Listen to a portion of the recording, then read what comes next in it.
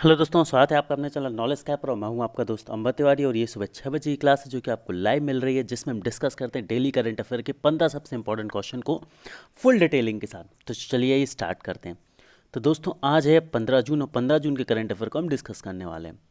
तो हमारा आज का पहला क्वेश्चन है, MHRD ministry of human resource and development द्वारा जारी रैंकिंग 2020 में उच्च शिक्षा के श्रेष्ठ संविधान में जो श्रेष्ठ सर्वश्रेष्ठ संस्थान है उसमें किसको सूचीबद्ध किया गया है।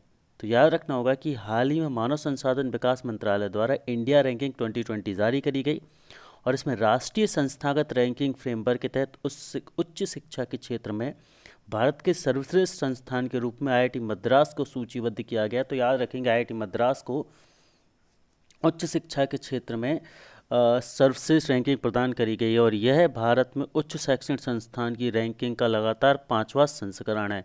इस बार डेंटल श्रेणी को भी शामिल किया गया था और इस तरह से कुल 10 श्रेणियां हो गई थी। अगले क्वेश्चन की तरफ हम चलते कि हिमालय जैव संपदा प्रौद्योगिकी संस्थान, जिसे हम शॉर्ट में बोलते हैं IHBT, निम्नलिखित में से किस शहर में स्थापित है। IHBT किस शहर में है?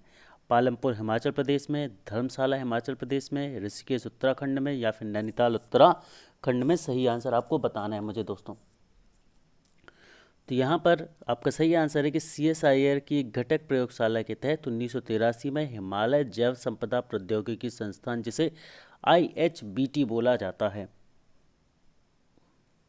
को पालमपुर हिमाचल प्रदेश में स्थापित किया गया था। कहाँ पर स्थापित किया गया था? पालमपुर हिमाचल प्रदेश में स्थापित किया गया था। और IHBT द्वारा 21 मई को आयोजित सेमिनार में यह पुष्टि की गई थी कि कांगड़ा चाय को ऐसे गुण विद्यमान है जो कोरोना वायरस के संक्रमण से प्रभावी रूप से लड़ने में सक्षम है। किसमें? कांगड़ा चाय में।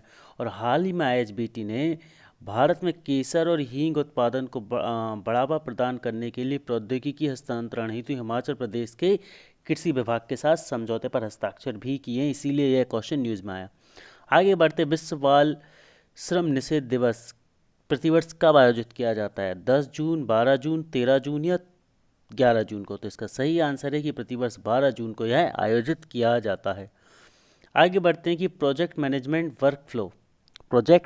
वर्कफ्लो को पूर्णतः डिजिटलीकृत करने वाला प्रथम प्राधिकरण कौन सा है?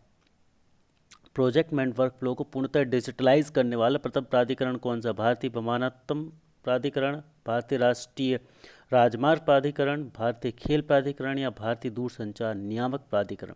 तो इसका सही आंसर है दोस्तों भारतीय राष्ट्रीय राजमार्ग प्राधिकरण, NHAI, national highway authority of India ने ऐसा किया है और इस हेतु उसने आर्टिफिशियल इंटेलिजेंस और क्लाउड आधारित एनालिटिक्स का उपयोग किया है।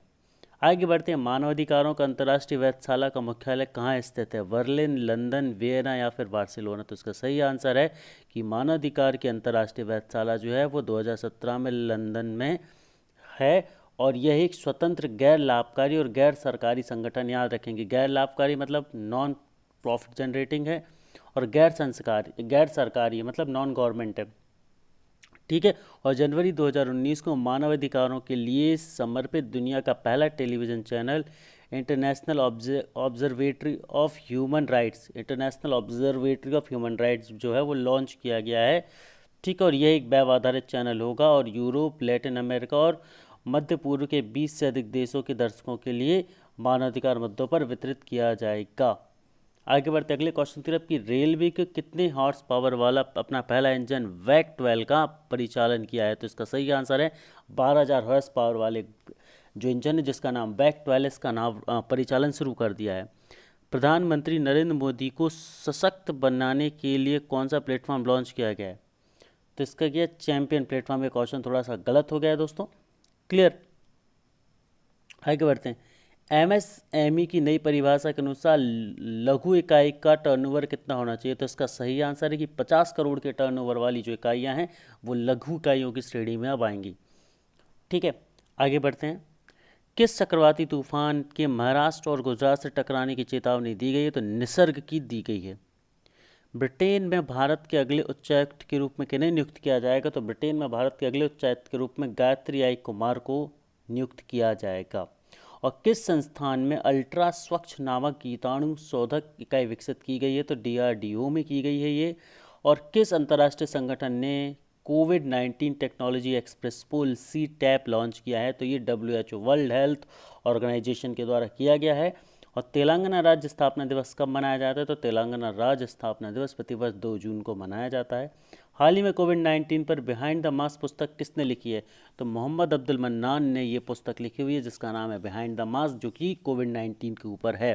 और हमारा आज का क्वेश्चन है कि हाल ही में खेलो इंडिया ई पाठशाला कार्यक्रम का उद्घाटन किसने किया था? तो ये किया था किरण रिजिजू, हमारे खेल मंत्री ने। तो थैंक यू दोस्तों वीडियो को देखने के लिए। ये हमारी आज की करंट अफेयर की क्लास थी। Thank you.